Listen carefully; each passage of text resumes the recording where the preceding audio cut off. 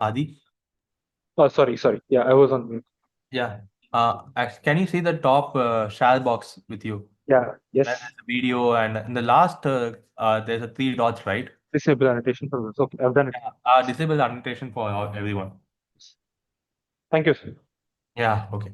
Thank you. And I'm going to put everyone in mute and I'll give you Yeah, go. I'll unmute them if necessary when I ask them But for you the. can't unmute them, but you can ask them to unmute themselves. Or the only person you can unmute is themselves only, but you can ask one single person to unmute themselves. Perfect. Sure. Okay. Yeah, Thank you. we'll do it. Yeah.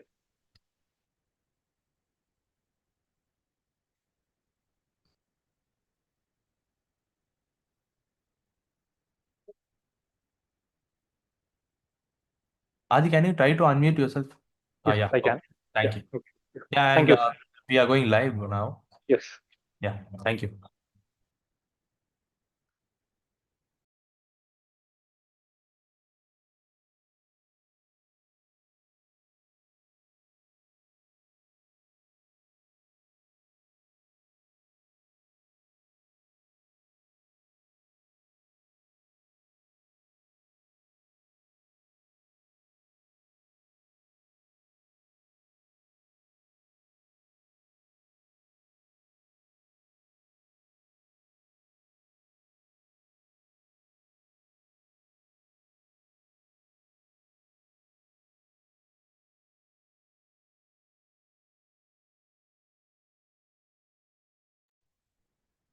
So, hello everybody. Good evening.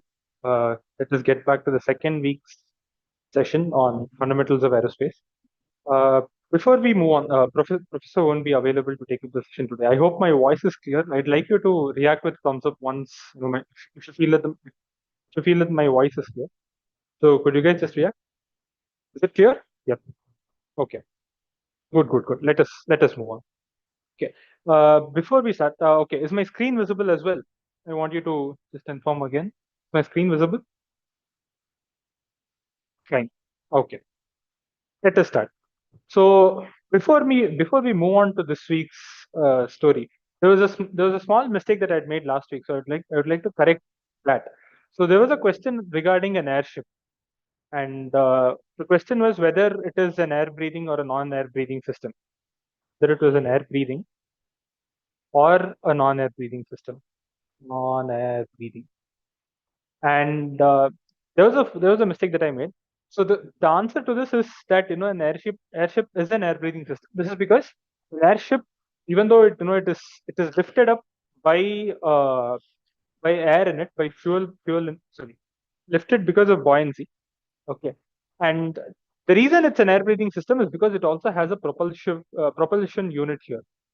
So there is a small engine underneath the airship which you know takes in air from the surroundings and pushes it outside, and that is what propels it forward. And hence, airship is an air breathing system.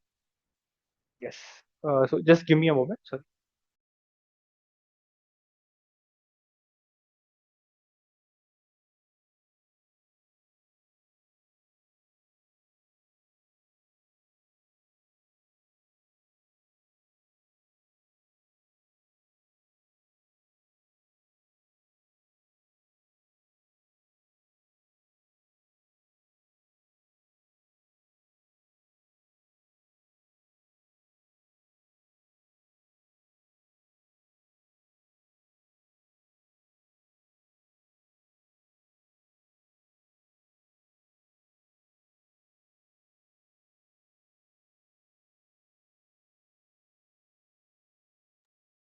Sorry for the. So yeah, let us continue. Now, this week's content, we started off with forces on an airplane again, where we left off last week. We said there is an airplane, the wing, and then this has a lift that it has to generate so that it will overcome its weight. And it also generates a thrust to overcome the drag. And then the next question that we went on to was what are the kind of shapes can produce lift? And so how did we start off this topic? We said, okay, let us consider a thought experiment. Let us consider a thought experiment where you have a table, and then there is a fan placed here, and then there's a ball here, and we wanted to see what would happen if I increase the fan speed. So say initially there is, say this is the end of the table, and then the fan speed is like pretty low, quite low. It's a low speed. And then this ball would probably, go somewhere ahead, and then it will stop here, and then things would stay in equilibrium. And if the fan speed was, say, sufficiently high, say this U2 is like very high, so now what would happen is the ball would, literally go ahead completely and then fall off this table. So here we clearly know that, the ball is going to move. It is facing some force from the fan. And there is something happening in between which, we are not able to see. There is some air in between. There is some air which exerts a force on the ball. And our question was, how is it exerting a force? And then we went to the idea called pressure. Pressure. Pressure is that, air molecules, or any medium has in itself. Okay, it's an intrinsic quantity of the medium. So pressure was defined as the force that, it exerts per unit area on the surface that it exerts. And this, had a units of, newtons per meter square, which we called it pascals, called as. No. So now we wanted to look at, other shapes other than a circle. We know that a circle, is, for all practical purposes right now, is not lifting up. And, one thing as an aerospace engineer, you need to lift something. You need something to get in there, and that's all we want. So we looked at shapes, different shapes, and then after circle, we went to square. We took a square and we said, okay, fine. What will happen if I put a fan? And we know that, this is not going to produce much of a lift for the speeds at different speeds of the fan. And then after this, we went to a very specific shape, which is called the airfoil. And from experiments, this is called an airfoil. From experiments, we know that this airfoil is going to produce. From experiments, we know that this airfoil is going to produce. This is going to produce some amount of drag, but it will produce good amount of thrust lift for it to go up. It will overcome its weight. So there is some weight that, this lift is going to overcome, and this is a very good shape. And so in particular, we know when we talk about applications, for example, even, the airplane by itself or any other aerospace application, the most important thing that we want is we need lift. And simultaneously, the other important thing that we need is a very low drag, because drag is something that you're paying for. The higher the drag, the more amount of fuel you need to carry to even propel forward. The more amount of fuel you need to even have a greater thrust to overcome the drag. Okay, so we need a high lift and a very low drag. Okay, and we quantified whole requirement by a ratio called lift to drag ratio, or the L by D ratio. Write it up properly, L by D ratio. And this is what we want. And then after this, we went into the next idea, which was, 1 second, sorry. And the next idea, which was about what exactly can this airfoil do? So we said, say you have an airfoil. It's good that it is producing lift. It is producing some lift. Now we wanted to look at, and see whether this lift can be changed. Like, for example, I have the same body. Can I change the lift that it produces based on different conditions I want to operate at? So then we define something called the angle of attack. And what is the angle of attack? Say this is your uh, some reference line on this airfoil. There is some reference line starting from the front and going to the down, going to the bottom. And the angle that this reference line makes with the free stream velocity, or the free stream air, and was defined as the angle of attack, which is given the Greek symbol alpha. It was called the angle of attack, or I mean, that is the general abbreviation used, called the angle of attack. And then further, too many experiments were conducted. Even now, if you go around and you see many universities, many professors, they conduct experiments on airfoils. So they take different airfoils. They have the free stream coming. Okay, the free stream is this way. They have their airfoil this way. They vary the angle of attack and see what lift produces. Okay.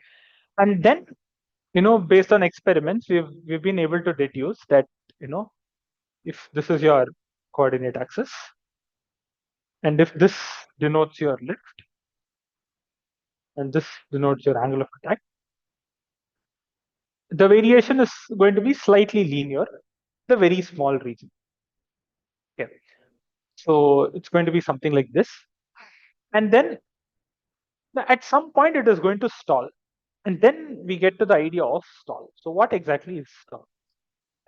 Before going to the airfoil case, let us talk about the cylinder, the flow past the circle, not a cylinder. Let us be clear. So say there is a circle. So we'd like to look at what the flow is around the circle, and this is some sort of a reference line that you want for this case. And say there is a free stream. The free stream flow is going to come this way, will hook to the surface of the circle, and then it will fall off this way.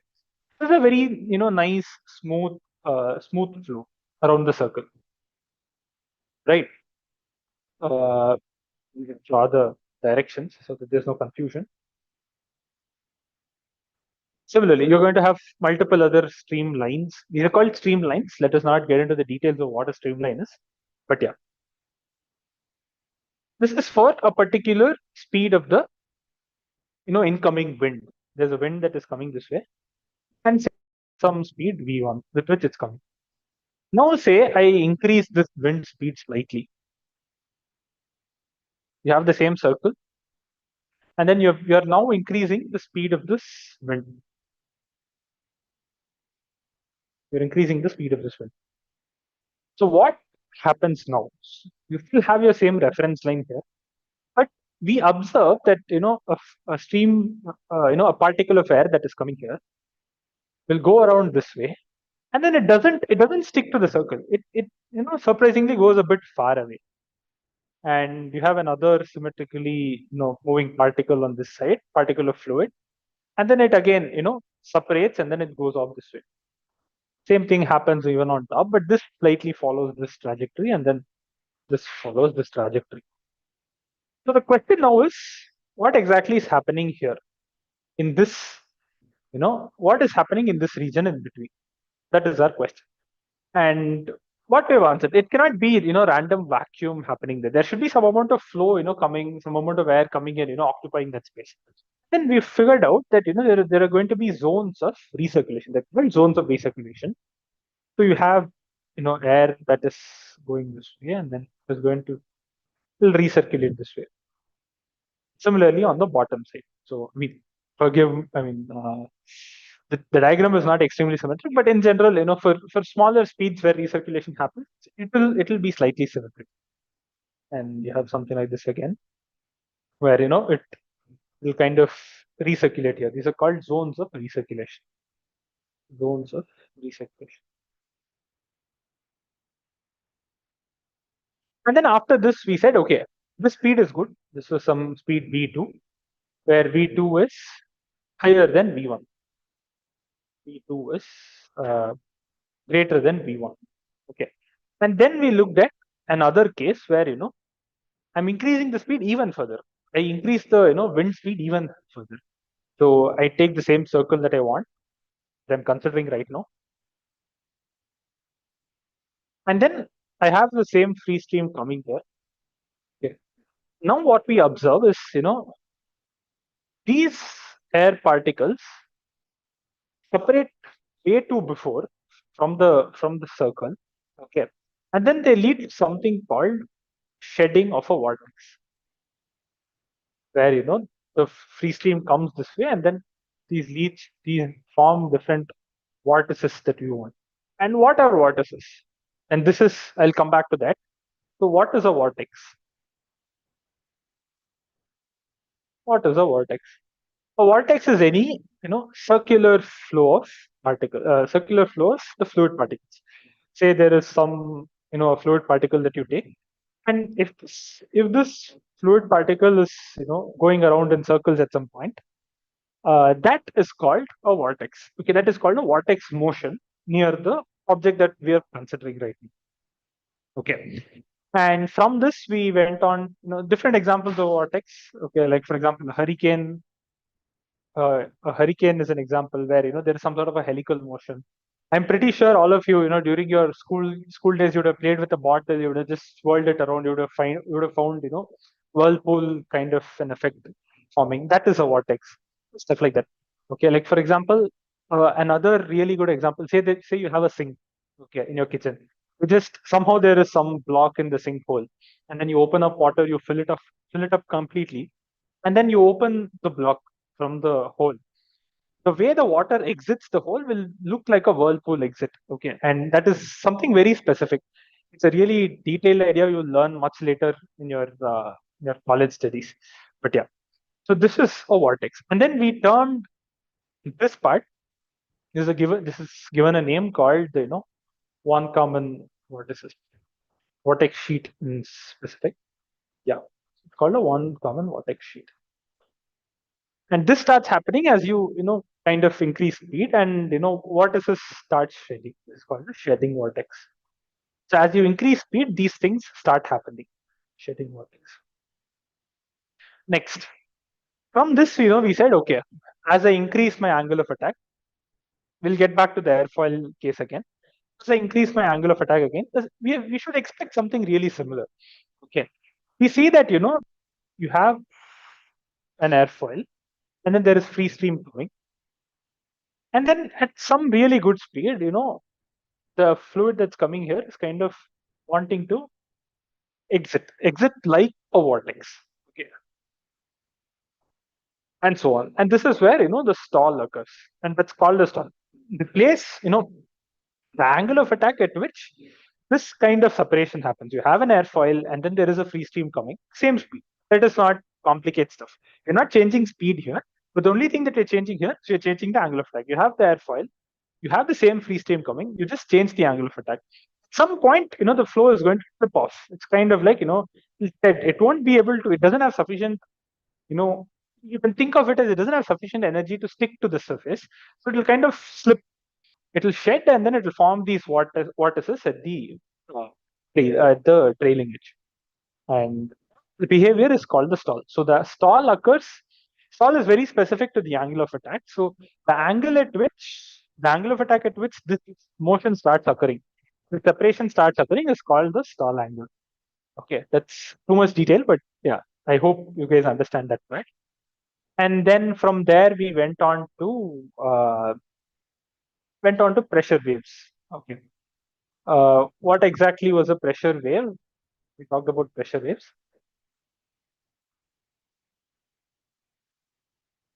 Pressure waves are basically, waves that carry information. Waves that carry information. What sort of an information? Now, standard example, I'm pretty sure sir gave the same thing in his lecture as well.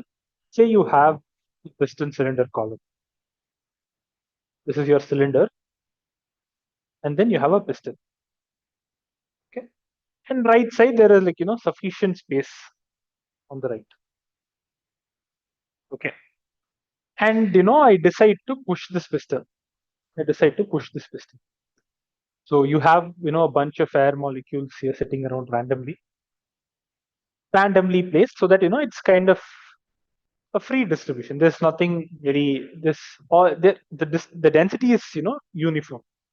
And then I decide to push this, and then I bring it to some other position here, and then I stop it.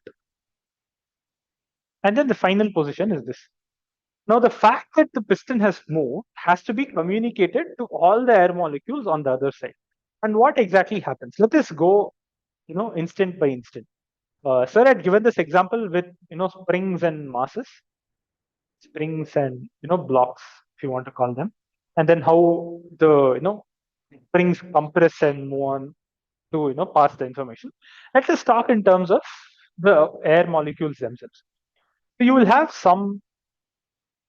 So at instant one, at some instant t1, okay, you have this column, and then the piston has come to its new position here,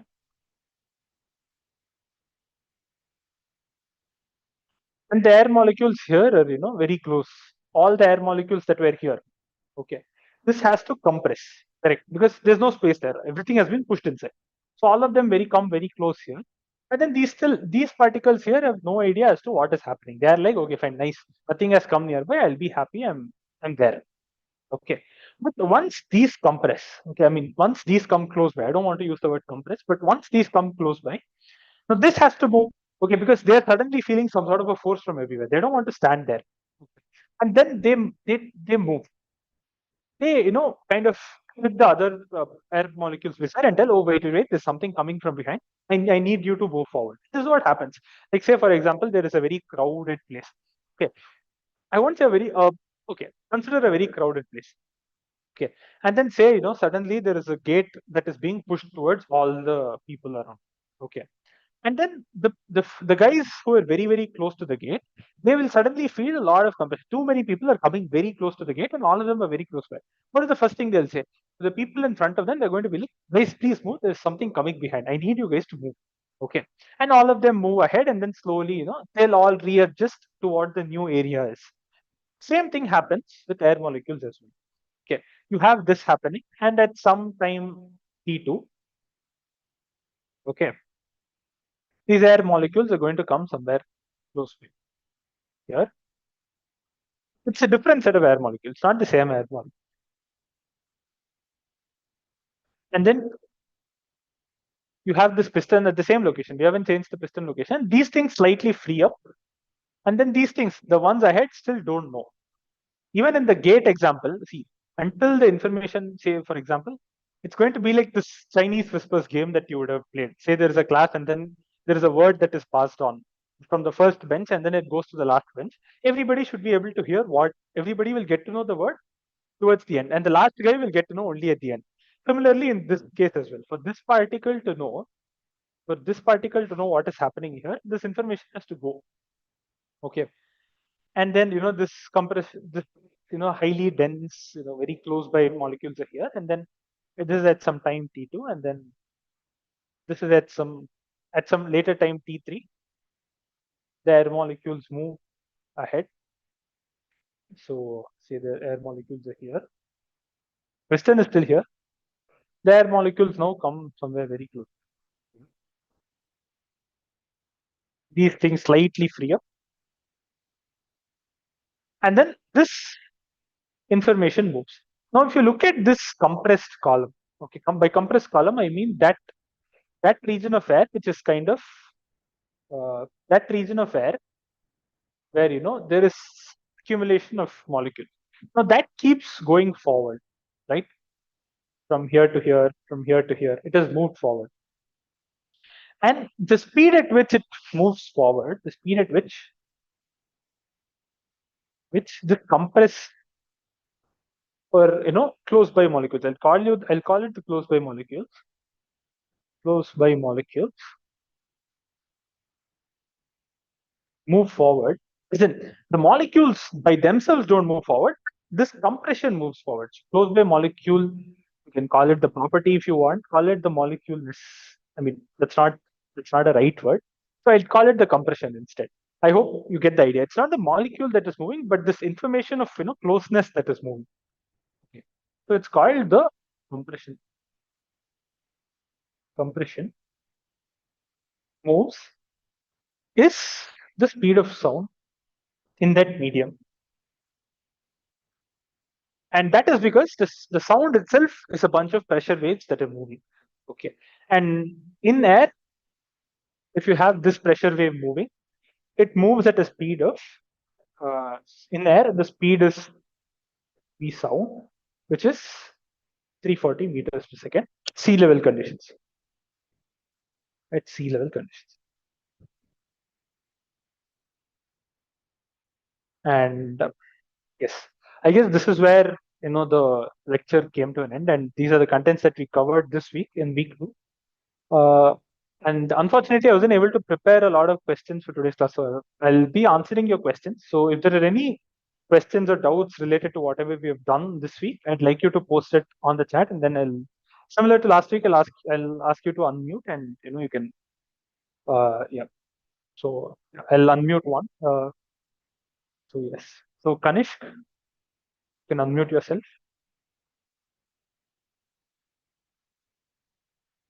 Uh, Sir, am yes, I audible? you're audible. Oh, Yes. just a minute, Kanishk. So before that, I hope my explanation was clear so far. So whatever we've covered this week, I've kind of briefly summarized what we've done. I'd like you to just give a thumbs up if it's fine.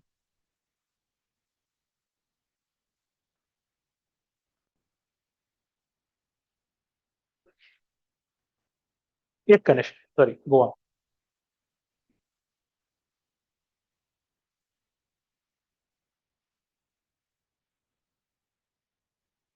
Kanishk, you there? Sir, so my doubt is that, so like, for example, in that cylinder wala airstream diagram, because the cylinder, I mean the circle is symmetrical, Hmm. according to the axis of whatever we are referring to, and also the streamline is also symmetrical to the axis of the reference. Were you talking about the slow speed case, where the speed of wind is very slow? No, sir, the highest speed. Okay, okay. It's The not highest symmetrical about the center. Huh? It's not symmetric about the center line. You're talking about this case, right? You're talking about this case. Correct. Yes, sir. The vortex speed. Yeah. It is not going to be symmetric about this. This is called an unsteady phenomena. An unsteady phenomena is that where for example, I come and look at this whole picture at some time t1. Okay. It is going to have this sort of a vortex distribution. At some later time t2, the vortex might not even be this way. It can probably be this way and so on. Okay. So it is never going to be symmetrical about the center in that case. Okay, sir. So is it really chaotic? Is it a chaotic kind of Uh, distribution? Or it is is it chaotic, yes. But in the sense of chaotic, see, a chaotic motion is something that you can never ever predict what is happening. That is a chaotic motion. yeah. Okay. But you know, to a large extent, you can kind of figure out what exactly is happening in this case, but it involves extremely complex equations, and we won't be getting into it now. I think you won't even be getting into it at a BTech level, but yeah, so it's extremely complicated to even solve the problem. But yeah, you can to an extent figure out what is happening. Okay. Thank you. Yeah, no issue. Next, one second. Chandrasekhar, Good evening, sir. I'm good Chandrasekhar. evening. Good evening. Yes. Sir, first of all, my request one thing, sir. Yeah. Sir, I can get that materials of PPT, sir, which you are teaching. The one where I am writing. Yes, sir. Also, you and teacher who are teaching in that, sir. I'll confirm with the people who are conducting the session and I'll let you know. Okay, because I am not the one actually conducting the whole thing. I'll confirm with them and I'll let you know. Sure? Okay, sir. Yes. Sir, and my doubt is how and why do the vortex are formed, and what are the disadvantages and what the advantages of vortex, sir? Uh, okay, sorry. Can you repeat the first part of your question? I heard the last part. How and why do the vortex are formed, sir? Okay, there is something. Okay, okay, Chandrasekhar. Just to be clear, which class are you in, so that if you've learned something, I'll be able to explain it from there. Sir, I'm 12th standard, sir. You're 12th standard. Okay. In your 11th standard, when you did fluids, okay, you would have learned this concept called viscosity, correct? Yes, sir. Viscosity is basically some friction between fluid layers. Okay. Now that will, I don't want to get into the details, but that will affect this separation. Okay, and that will lead into flow. That will lead into this vortex motion. Okay, it's a very complicated idea. It's mathematically more expressible. Okay, and for that you will need more higher mathematics than 12. So I'd not like to get into the details of it. Yeah, if there is some difference in, I'll give you a very simple example. Okay. Say there is this, okay, you would have done this circular motion, right? Circular motion problem. Consider a circular motion problem. Okay. Say there is a disk. Wait, I'll just draw this properly.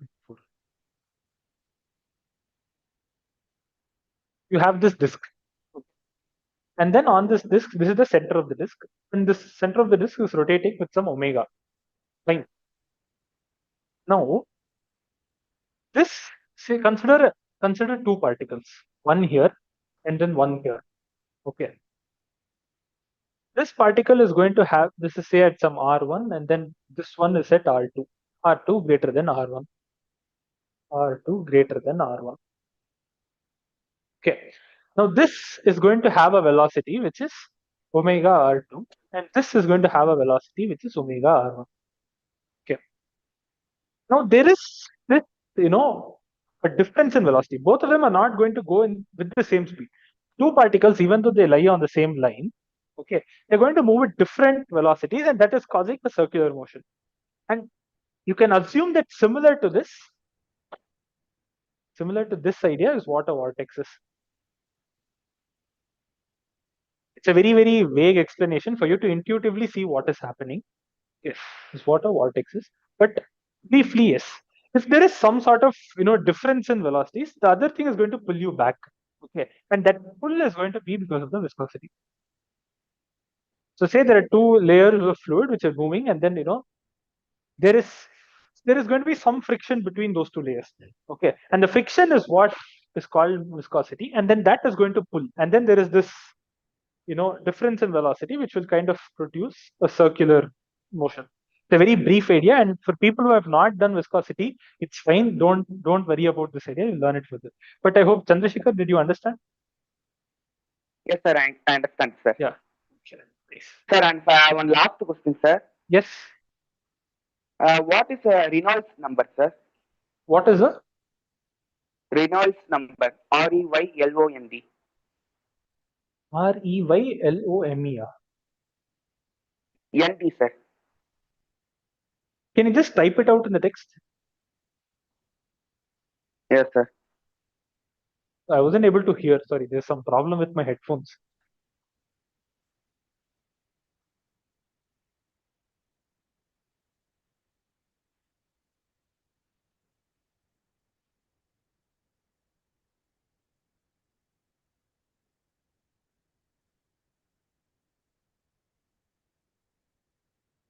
Yes, sir. I Reynolds sent number. in chat, Okay. sir.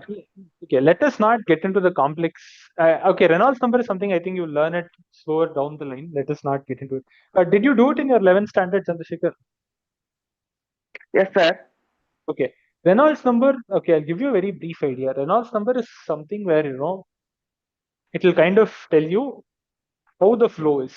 Okay, and it depends on this viscosity. If the flow is very bad, okay, my viscosity is like very, very low, and the speed is very high, it is not able to hold up and produce these vortices. Okay, and it will kind of lead into a very turbulent sort of situation. For now, let us not go into the details of this. It also has a mathematical background. So, but yeah, a highly turbulent flow where there are just too many small vortices within. It's called. No, I shouldn't call it vortex, but too many small eddies. Eddies are basically small structures which move in circular motion. Okay, if there are too many Okay, of them, sir. and then the flow is very, very. The flow has a very high speed. Okay, it's called a turbulent motion, and then something that is very, very streamlined, and laminar. A laminar flow is where okay, the ones which have very low Reynolds number is basically motions where, say, at time t1 and t2, you come and look at the flow. Okay, it look the same way. There's no difference. Okay, at two different time instances. Like for example, the circle here, this circle problem. Okay, at any time instant, you come and look at the circle problem, the streamlines are going to look the same way. Okay, whereas here it won't look the same way in the bottom case. Okay, and then these two are classified based on the Reynolds number, and this one has a very high Reynolds number, this one has a very low Reynolds number. I hope that part was clear, but it should also not be clear because there is much more to it, and you learn it further. I hope it is okay, Chandra. Yes, sir. Yes, sir. Yeah. Yes, sir. It Clear, is sir. mostly based on how steady the flow is, and based on you come and look at it at different time instance, and are you seeing the same thing or are you seeing a different thing is the question. Yes, sir. Think of it that way. Then it's the same thing, sir. That what I have studied in 11th and this thing is same, sir. Which, sorry? Sir, what I have studied in water, in basis of water, fluid 11th, the Reynolds number that are same thing in this concept, sir. So I didn't understand you, Chandrasekhar. Can you just have your mic close by? Sorry, it was very muffled. Sir, now No, you're not audible, Chandrasekhar. Are sir, others now able to hear him? If others are able to hear him, can you just send a thumbs up? sir, audible? Ma'am? Yes, Chandrasekhar. Now it is slightly fine. Sir, I asked that the concept which I have studied in 11th also same for this concept, sir. Concepts that you learnt in 11th? About the Reynolds number, that thought, sir. Chandrasekhar, I guess your microphone is like slightly muffled. Can you just send it in the text? I'll respond to you on the chat. Is Okay, that sir. fine? Yeah. Yes, Okay, Chandrasekhar. sir. Thank you, sir. No issues, no issues. Have it. Next. Next, I 1 second. Kanishka. Yes, sir. So, do Yes, we also have zones of circulation in airfoils? yes, And you do have. why are we concerned with circles more than airfoils? Because we are directly dealing with airfoils and airplanes, and we are all kind of dealing with circles first. Okay, your question is why are we dealing with circles first, right? Yes, sir. And will the Okay. airflow pattern will be the same for airfoils too? Okay. So, I mean, this is again something that you'll learn in an undergraduate level, BTech level course. Okay, called the aerodynamics, where it's about how you're able to model this flow. Okay, see, you know that there is an airfoil. Okay, you know that there is flow coming. The question now is, are you able to see how this flow is coming? Are you able to visualize? Okay, where does this streamline exactly go? Okay, we should mathematically have an idea of where this is going, at what speed this is going, and what pressure is that having. Only then we can quantify, okay, this is the lift, this is the drag. Okay, the thing that we're right now seeing is qualitative picture of what is happening, but you also need a mathematical idea of what is happening to get the lift and the drag. Okay, and in this modeling phase, okay, the easiest thing to start off with is a circle. Okay, it's not easy to start off with an airfoil. You start off with a circle and then build up with circle and then an ellipse, then a very thin ellipse. A very thin ellipse will look like an airfoil, and so on. So it's the process in which you get to the final answer, and that is uh, you know and that is why we start off with circle, because it's the easiest thing to see and have an idea of. I hope that is clear. Okay, sir. And Yes. one more question. Yes. And why are we mostly concerned with angle of attack for airfoils rather than velocity? uh, okay, see, sometimes you will be in situations where you will need more lift than more speed. Okay, say that you're very close to the surface. Okay, airplane is very close to the surface. You're at a really good speed. Okay, but you can do nothing with the speed. The factor by which changing the angle of attack will take it up will be much more than sometimes increasing the speed, or the other way around as well. Okay, sometimes you need to slowly increase the lift, not suddenly increase the lift. Okay, and do all of this. You need to power your engine, you need to get more, see, even to increase speed you need to get more thrust. Okay, and there are multiple things. Again, you give throttle and there is a maximum limitation to which you can increase your speed. Once you do that, say you need even more lift, what can you do next? You don't want to waste a lot of fuel in just getting lift. You want fuel to also go forward. Okay, and hence we talk about this angle of attack where it will kind of lift you up, and that is more an efficient way to do it sometimes. You will always, like, for example, even in cases where you increase speed, you will go up, lift will increase, but at the same time the drag will also increase. So there are both things coupled, and both things happen simultaneously. I mean, I hope, okay, I don't think that would have probably clarified your question, but I hope you get the idea behind it. Yes, sir, I got it. Yes. Thank you, sir. Yeah. Next, Nikhil Reddy. Good evening, sir. Am I audible? Yes, you're audible. Sir, are there any other reasons for the formation of a cartel or a vertex excluding atmospheric conditions? Condensation. No, it is the atmospheric condition. See, for example, okay, say you have, how do I say this? Okay, say you have a bottle of water, okay, and then you have it in the fridge, and then you remove the bottle and then keep it outside in our conditions, okay, in Chennai or Hyderabad or Bangalore or something. You keep it on the table, okay. You see water, all the water molecules kind of like condensating on top. The side atmosphere water molecules, because of the temperature of this, condensate on this, and you see small droplets on the side. It is because the water vapor around nearby is at a higher temperature and the surface is at a lower temperature. Okay, it takes up this temperature and it kind of condensates the water vapor. Okay, and say you take the same bottle from the fridge. Okay, and then say you are in Europe where temperatures like below 0 degrees Celsius, some winter condition there, and then you keep it on table. You won't be able to see this condensate sometimes. That's because the surrounding temperature and conditions are similar to what the fridge conditions are. Okay, and you can't see because there's nothing to change. The water is not changing from some 25 degrees Celsius to 0 degrees Celsius or something.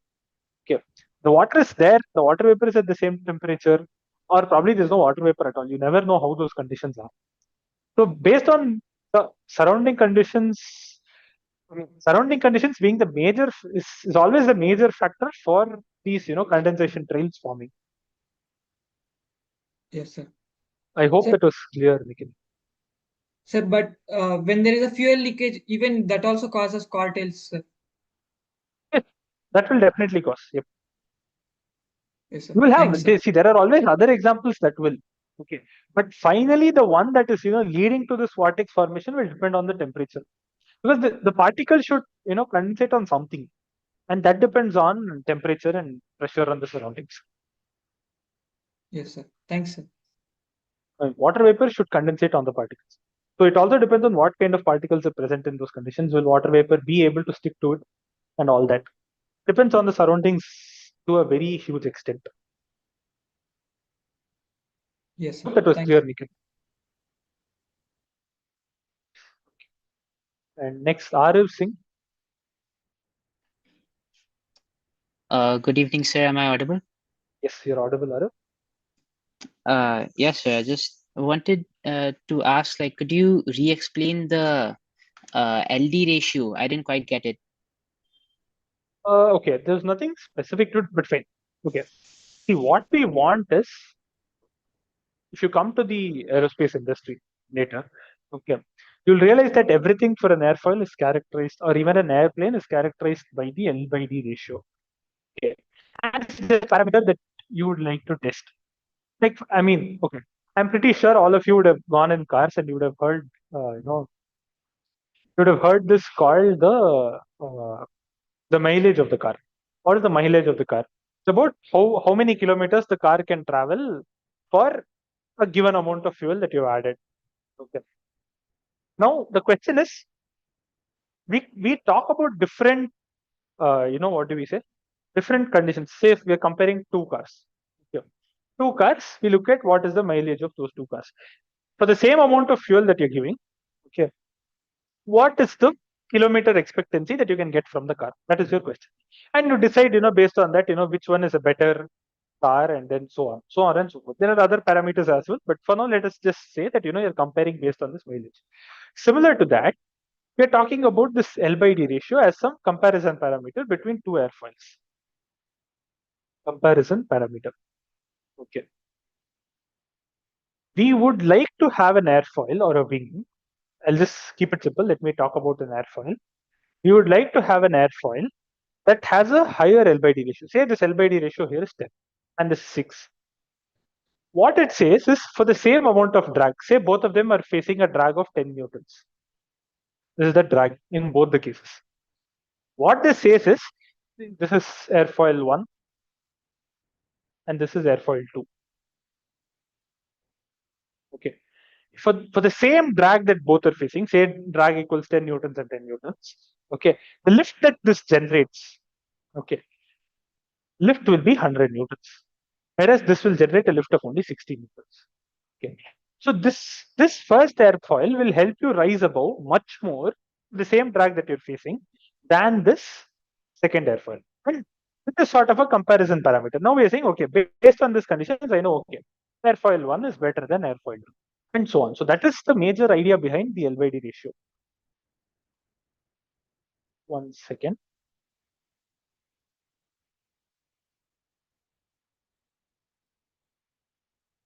Was that clear, Arif? Yeah, yes, sir, that is clear. Thank you. No,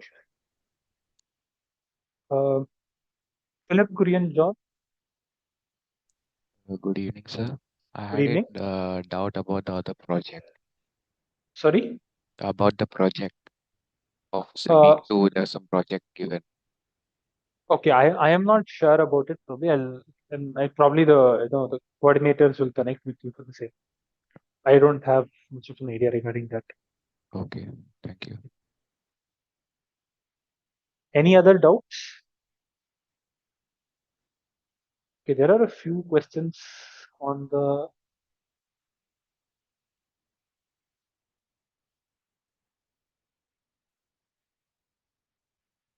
Okay, regarding the project stuff. Okay, regarding the quad rotors that you guys have asked about.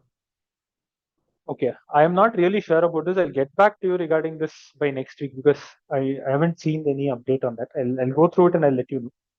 And will you be studying about satellites and spacecraft? Yes, I think the next few topics after your fourth week, it will be about orbits, different orbitals, and stuff like that. You will have something about satellites and all that. And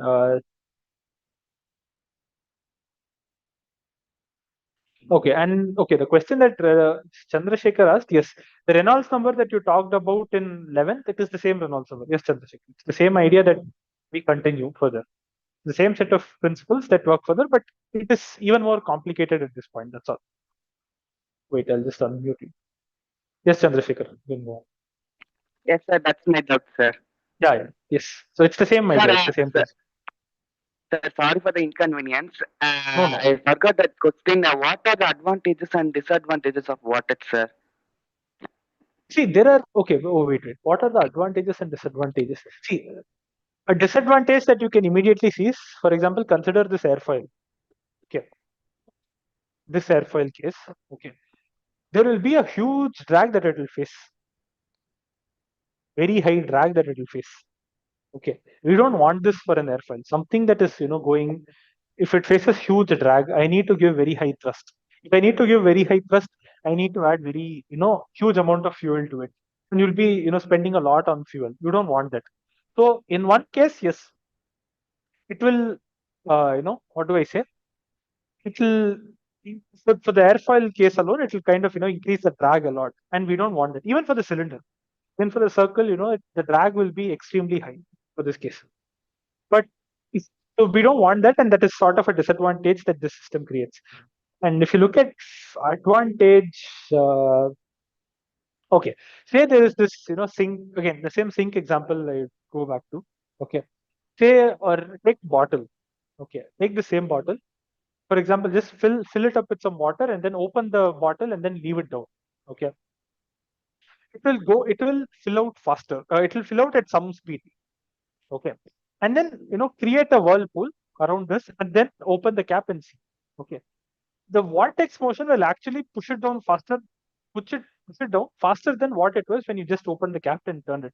So in cases where you want to have very high flow rate, everything emptying really quickly, you can kind of use a vortex sort of a motion to empty fluid from that area and all that. That's not an advantage per se, but yeah, it's kind of a property of that motion, something like that. Okay, Did sir. you get that, Chandrasekhar? Yes, sir. I get it. I got Yeah. it. Okay. Yes. Yeah. No issue. Thank you, sir. No issue. Next, Chandru. Sir, I have doubt in L by D ratio, sir. Yes. What is your doubt? L by D ratio comparison parameter. Explain again. See, it's the same thing as I said. Okay, we're looking at two different airfoils. Question is, for the same drag that you're getting, both produce the same amount of drag, say 10 newtons. For the same drag you're getting, this first airfoil will give a higher lift than the second airfoil. What is L by D? If I say L by D is equal to 10, and then D is equal to 10, then L is equal to 100, correct? Similarly here, L by D is equal to, and What L is is equal mean to by 6 L and times what is D. mean by D, sir? Sorry? What is mean by L and what is mean by Oh, okay, D? okay. L is the lift, D is the drag. Yes, You sir. have an airfoil. Okay. This is the lift that you're talking about. Lift. And then this is the drag that you're talking about. Okay. For something Okay. that is floating and going high, for example, an airplane or an airfoil, lift, you want the lift to be higher and you want the drag to be lower. Correct. You want something to Yes, go sir. up faster and you don't want it to face a lot of resistance. Okay. Okay, sir. So you want the drag to be low. That means if you take ratio of these two, you want it to be very high. And that's all that means. That is what we are comparing. Oh, okay, sir. Thank you. Sir.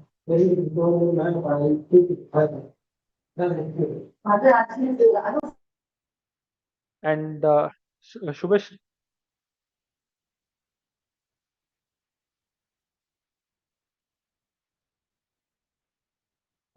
Shubhashri, are you there? Sir, could you please explain about the zones of recirculation?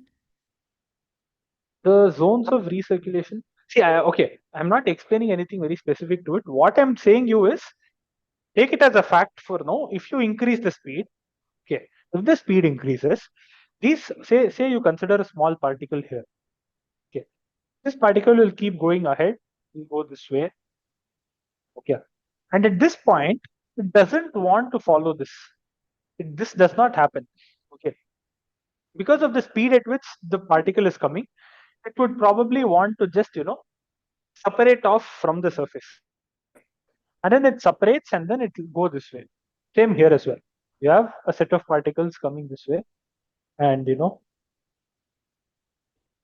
come this way and then separate off. It doesn't want to stick around and go this way. This doesn't happen, and these kind of move away. But initially, say before all of this was set up, say there is just a circle and now you start a flow, the first few molecules, first few air molecules come and settle here. Okay, they come this way and then they settle in this region. Okay, and then they just keep rotating here for a long time. They don't move anywhere. All those particles are always there. You have a particle will keep rotating here forever. And same here as well. There is something that's coming initially that will go to this region. It will be rotating in this region forever. And everything else, every other particle flow coming will kind of follow this trajectory on top. It'll just go away. It'll avoid all this crowdedness and it'll just go on top. It's like saying, for example, I mean, and this is a bad example, but I'll still give it so that you can intuitively see what is happening. Say there is some celebrity standing here. Okay, and then there is a huge crowd coming. Let us look at a 2D case itself. It's a bad example, but I hope you'll get the idea. Say there are a huge bunch of people coming here. Okay, all of them look at the celebrity first. Okay, some celebrity or somebody, why celebrity? Some sports person. Everybody wants to go talk to him. Sports person. Everybody wants to go talk to him. So the first set of few people come stand here. They are talking to him. Now there is this huge crowd that you don't want. So the people who are coming later are going to be like, they'll come here, they'll see a crowd, they'll be like, okay, fine, there is a crowd. I don't want to go there. Then they'll just go away this way. And that is what is kind of a recirculation zone in the case of a circle as well. You have a circle, and then there is a flow coming. The initial flow will come, circulate here. Similarly, here as well, will circulate here, and then the flow coming after that will kind of look at the circulation and be like, okay, fine, I don't want this circulation, I'll just go this way. And that this region is the recirculation region. That's all. Is that clear, Shubhashri? Is that clear, Shubhashri? Okay, I hope that was clear. Okay, Sarthak, Yes, sir. Could you explain the Karman vortex again? It is just a phenomena. Take it for granted now. It involves huge math as well to prove. There are many simulations to prove it. But yeah, circle. Okay, at some speed, at some flow speed. Okay, you will have the streamlines that are coming, and then it will kind of separate off. It doesn't want to stick there, and this is an unsteady phenomenon. Okay, so there will be these streamlines going this way. Now, at some later time, say at some time t1, you look at this, and this is what is happening. At some time t2, you probably look at the same cylinder with the same flow at that speed. This will probably go farther than the one going below. These two are completely like, for example, look at this symmetry. Look at this symmetric line. They're different pictures altogether. It's almost like it's inverted. Okay. And this unsteady phenomenon is called the von Karman vortex. Von Karman vortex. Now, why does this occur? It's a very complicated idea. Okay, there's a lot of, you know, fluid friction that you have to consider here. Fluid friction at these regions. Okay, as it varies with time. There's a lot of viscosity idea to be taken into picture. But yeah, I hope you have to just understand that there is something called this, and there is it is happening. The whole idea of this example is for you to know that if I take a cylinder, okay, if I take a circle and then there is a flow, the flow need not always be symmetric, and that is the most important takeaway from this example. Okay, the first thing that we see is we look at a symmetric shape and we think if there is flow it has to be symmetric. The whole point is it need not be symmetric. Okay, as you keep increasing speed, it, in most cases it will never be symmetric. It will separate, and these kind of vortices start forming, and that should be your takeaway from this example. I hope that was clear, Sarthak. Yes, thank you. Yes. And any other questions?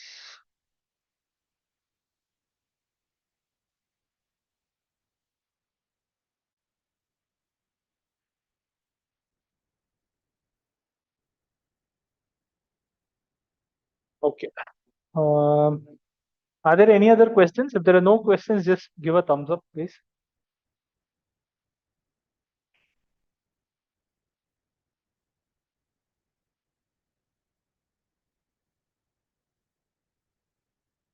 Okay, good. I hope there are no other questions. And if there are any feedbacks, just post it on chat. I'll probably go through them and see if I can correct myself somewhere next time. But yeah, I hope the class was interesting. It clarified your doubts if at all you had any from the week's lecture. And if Chandru has some question. No, okay, that was a mistake.